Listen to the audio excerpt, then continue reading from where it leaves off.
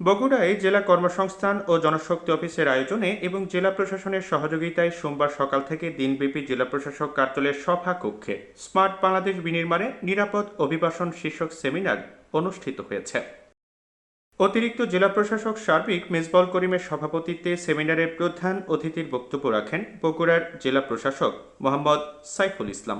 আমাকে এখন যদি নিরাপদ অভিবাসন করতে চাই, আমাকে যদি স্মার্ট বাংলাদেশে কন্ট্রিবিউশন করতে চাই, অবশ্যই নাগরিককে ইন্টারন্যাশনাল স্ট্যান্ডার্ডে যেই জব মার্কেটগুলো আছে, ইন্টারন্যাশনাল স্ট্যান্ডার্ডে যেই ইন্ডাস্ট্রিগুলো আছে, ফোর্থ ইন্ডাস্ট্রিয়াল রেগুলেশনের সাথে অ্যাডপ্টেড যে ইন্ডাস্ট্রিগুলো আছে, সেই ইন্ডাস্ট্রি বেসড আমাদেরকে কিন্তু এখানে নলেজ গ্যাদার করতে হবে।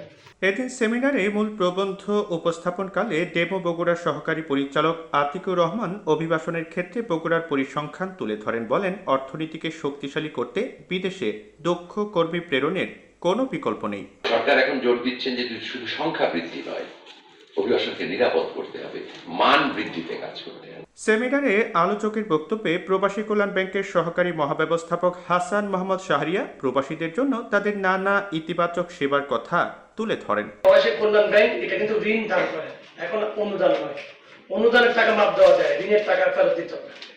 আমলতকারী আমার থেকে বসে আছে, আজকে সকালবেলা এফডিআর বাংলাতে আসলো, এফডিআর করতে আসলো, এফডিআর ইন্টারেস্ট দিতে আসলো। এই ইন্টারেস্টের টাকাটা আমার প্রবাসী যারা যায় তাদেরকে ঋণ দিই, তাদের থেকে নেওয়া হয়।